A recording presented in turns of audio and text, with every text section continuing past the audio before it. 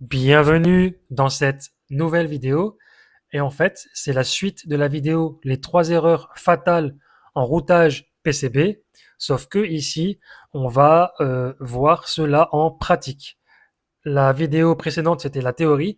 Et ici, ça sera la partie pratique. Donc, pour ce faire, j'ai réalisé un schéma qui n'a pas forcément de sens, avec des valeurs qui n'ont pas de sens non plus. Donc ne vous fiez pas aux valeurs ni au schéma, mais c'est juste pour vous montrer en fait comment paramétrer une piste en fonction de sa largeur, parce qu'on a dit que la piste trop fine, et ben, du coup, elle ne pourra supporter qu'un faible courant. Et donc, si votre courant est beaucoup plus fort, vous devrez avoir une piste beaucoup plus épaisse. On verra également comment insérer un plan de masse et par le coup un plan d'alimentation, puisque en l'occurrence le plan de masse c'est le fondement de notre circuit tout simplement, c'est la zone de référence commune à tous nos composants. Et enfin on verra comment placer ici, on verra le condensateur de découplage. Donc pour cette vidéo, tout simplement, on a ici un connecteur, un header de pin qui va, entre guillemets, nous faire parvenir une alimentation de source externe. Donc là, on peut imaginer qu'avec ce composant-là, ce type de composant-là, on aura un très faible courant. Sinon, pour avoir un plus fort courant, on aurait dû mettre un autre type de connecteur. Donc, on imagine qu'on fait parvenir du 5 volts. Donc là, on met la référence 5 volts et on a 3 résistances et chacune est connectée à une LED et ensuite à la masse. Donc une LED qui sera allumée en permanence si on considère que la source est une source continue. Et en haut, ici, on a un petit microcontrôleur, un Attini. Et bien évidemment, pour l'exemple, on va mettre non connecté les différentes pins pour les différentes fonctions du microcontrôleur. On va juste laisser la source d'alimentation avec le 5 volts, la masse et bien évidemment le condensateur de découplage. Voilà. Donc, on en arrive du coup au PCB qui est ici. Donc, j'ai déjà placé les composants rapidement. Et du coup, la première chose à faire, ça va être du coup tout simplement déterminer la largeur de piste. Donc on voit ici largeur ici de routage et donc on va pouvoir déterminer tout simplement la largeur, l'épaisseur de la piste en question. Donc euh, pour connaître cette largeur en fonction du courant, tout simplement, vous pouvez aller par exemple sur DigiKey, qui est un site en ligne où vous pouvez trouver des composants, mais il propose également un calculateur de largeur de piste de circuit imprimé. Donc, ce n'est pas le seul site qui propose ça, mais j'ai l'habitude d'utiliser celui-ci assez régulièrement. Et donc, ici, vous avez une première phase où vous rentrez toutes vos caractéristiques et en fonction des caractéristiques que vous rentrez, vous allez retrouver ici votre largeur de piste minimum à avoir pour les couches internes ou soit pour les couches externes. Donc ici, top et bottom, et là, les couches internes de votre PCB. Donc ensuite, si vous voulez ça en micromètres ou en millimètres, vous pouvez le choisir. Et ici, pareillement. Donc imaginez que vous souhaitez un courant de 2 ampères. Donc avec une épaisseur par exemple de 2 millimètres on va dire.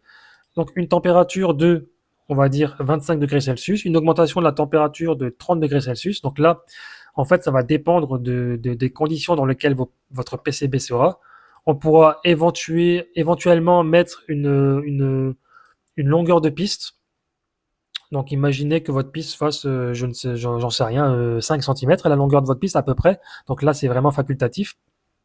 Et ben du coup, on va vous calculer la largeur de piste que vous devrez avoir. Donc ici, il vous faudra en couche interne minimum 18 micromètres de largeur et ici minimum 7 micromètres. Donc voilà tout simplement pour le calculateur. Donc après, bien évidemment, si vous mettez un courant qui est beaucoup plus important, donc là on passe de 2 à 8 ampères, et donc on voit que là il vous faudra une largeur de piste minimum 47 micromètres et ici de 123 micromètres. Donc voilà, tout dépend en quelque sorte du courant et des paramètres ici. Donc revenons-en au schéma. Donc nous, ici, on voit à droite qu'on a par exemple une largeur de 0,254 mm. Donc si on route la première, ici, tac, on a une largeur de piste de 0,254. Imaginez qu'on mette 0 par exemple, 0,5. Donc là, on va router avec une largeur de 0,5. Et vous voyez que l'épaisseur de la largeur de la piste est beaucoup plus épaisse que celle-ci en haut, puisqu'on l'a augmentée. Et imaginons maintenant qu'on passe à 1, et on va router. Et voilà, on voit que la largeur est beaucoup plus grande. Donc en fait, la largeur de la piste, tout simplement, sera déterminée en fonction du courant qui passe. Plus le courant sera fort, plus votre largeur de piste sera épaisse, et plus le courant sera faible, plus votre largeur de piste sera faible. Donc voilà pour cela. Donc ça c'était la partie numéro 1, c'est la gestion de la largeur de piste. Il faut faire en sorte qu'elle ne soit pas trop fine, mais qu'elle soit tout simplement adaptée à votre courant et à votre conception. La partie numéro 2, c'est le plan de masse, voire le plan de 5 volts. Donc ici, on a un PCB de 4 couches. Donc côté composant, là c'est les noms en français, mais c'est en anglais top. Donc c'est la première phase du PCB. Le côté cuivre, c'est la partie bottom, donc la dernière phase, la quatrième. Et ensuite, on voit ici qu'on a inner 1 et inner 2. Inner 1, c'est la couche numéro 1 interne, et inner 2, c'est la couche numéro 2 en interne. Donc on a bien 4 couches. Et donc nous, on va mettre la masse et l'alimentation, le 5 volts, sur les couches internes. Donc comme je vous l'ai dit pour le plan de masse, c'est le fondement du circuit, c'est la zone de référence. L'alimentation, c'est un peu pareil. Et donc on va voir comment faire. Donc on va cliquer ici sur les paramètres de gestion de couches. Et donc on voit nos 4 couches. Top, inner 1, inner 2 et ici bottom. Et donc on voit que les deux couches internes sont sur le signal, mais nous on va les mettre en plan, puisqu'on veut un plan. D'un côté on veut un plan de masse et de l'autre on veut un plan d'alimentation. Donc chez nous c'est le plus 5 volts. Donc on valide. Et avant de valider, je voulais juste montrer qu'ici qu'on a le nombre de couches, on en a bien 4, et on peut gérer le nombre de couches en fonction de la complexité du projet. Donc on clique dessus. Donc là on a bien validé qu'on a tout simplement deux plans. Et donc, ici, si on va sur le plan inner 1, donc là, on passe du coup au plan numéro 1. Et le plan numéro 1 nous dit quoi?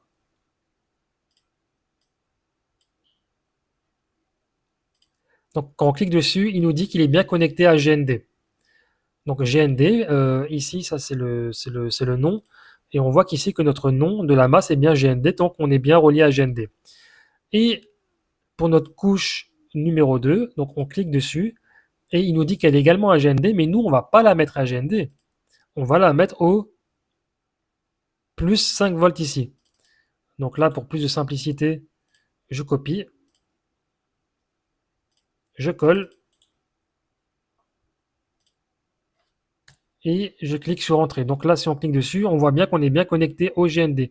Donc là, on a bien notre couche numéro 1 qui est reliée au GND, et notre couche numéro 2 qui est reliée au plus 5 volts. Donc là, on pourra revenir côté composant, et donc on n'aura plus qu'à mettre. Donc là, on voit qu'on a des vias. Donc je vous expliquerai ce que c'est un via exactement. Et donc là,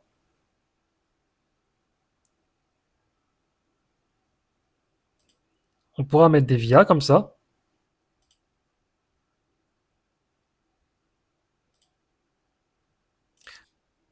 Et en fait, une fois que vous avez placé vos vias, ensuite, vous allez cliquer dessus et vous allez pouvoir leur dire à quelle connexion vous les voulez. Donc, par exemple, ici, si vous le voulez au GND, et ensuite, là, vous pouvez tout simplement router votre via à la patte du composant. Donc, ici, on aura GND. Ici, on aura également GND, GND pour les relier ici au ground des LED. Tandis qu'ici, on voit que cette partie-là du composant est à au plus 5 volts, donc le via, on va ici le mettre au tout simplement plus 5 volts. Et donc là, on va également pouvoir faire le routage. Et on pourra faire ça un peu partout Donc là, ici, on mettra de ce côté-là des plus 5 volts et de l'autre côté des GND puisque c'est le composant qui doit être relié au GND, etc., etc. Et donc le VIA, idéalement, on viendra le mettre le plus proche possible de la pad en question, donc de la pin en question du composant. Et donc, encore une fois, là, si on va sur le côté inner 1, donc inner 1, on a dit que c'était quoi? On clique dessus, on a dit que c'était le GND, donc la masse. Et quand on va ici, donc on voit ici, par exemple, vous voyez le composant ici, il a pas de séparation ici comme le 5 volts, donc ça veut dire qu'ici il est bien connecté au plan. Et ici, on voit que le 5 volts n'est pas connecté au plan. Et donc si on change de couche, on va sur la inner 2, vous verrez que ça sera inversé. Ici, on sera bien connecté au plan, ici, on ne sera pas connecté au plan. Et en fait, il y avait un truc que je voulais vous dire. Les VIA, donc ici, je les ai mis sur un composant qui est traversant. Donc, sur un composant traversant, il ne sert à rien, puisque comme on le voit ici, la pile du composant va traverser toutes les couches. Donc, il fera en même temps office de VIA. Donc, on le voit ici, il est ouvert. Et par contre, il sera important pour les composants CMS parce que eux, du coup, ne traversent pas le PCB, du coup, parce qu'il n'a pas de pin traversante. Et donc, du coup, là, c'est là où il sera important de relier un via ici. Donc, voilà, je ne veux pas tout faire parce que sinon, ça serait assez long de le faire et ça ferait une grosse vidéo. Mais en tout cas, voilà comment mettre un plan de masse et un plan d'alimentation et surtout ne pas l'oublier puisque c'est indispensable pour la création d'un PCB.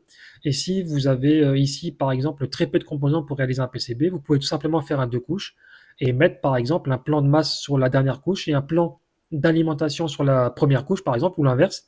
Et ensuite, router votre quelques pistes et puis ça fera également très bien l'affaire. Et donc, on passe au troisième point, qui est le condensateur de découplage. Et donc ici, on voit le condensateur de découplage, le C1, et donc qui va être relié tout simplement ici à la pin d'alimentation du microcontrôleur, ici qui se nomme U1. Et donc le rôle des condensateurs de découplage, c'est d'assurer une alimentation qui est véritablement stable, tout simplement au circuit intégré, ici en l'occurrence le microcontrôleur. Pourquoi? Parce que s'ils sont mal positionnés, ils vont devenir inefficaces et votre circuit va avoir un comportement vraiment inattendu et c'est ce que l'on ne souhaite pas. Donc l'idéal, c'est de placer votre condensateur ici le plus proche possible de votre pad. Si vous le placez ici par exemple ou carrément à l'autre bout du circuit, eh ben, c'est comme si vous n'en mettez pas, ça sera pas efficace du tout. Il faut vraiment mettre votre condensateur ici le plus proche possible de votre pad d'alimentation. Et donc nous, l'alimentation ici, c'est le plus 5 volts, donc on va même le mettre ici. Donc là, on voit le plus 5 volts, plus 5 volts. Et là, on est assez proche. Et ensuite, qu'est-ce qu'on va faire? Bah, tout simplement, on va relier notre composant avec une piste de cuivre et on va mettre des vias. Donc des vias qui vont être également le plus proche possible de la pâte. Donc là, un via pour le plus 5 volts et un via pour la masse.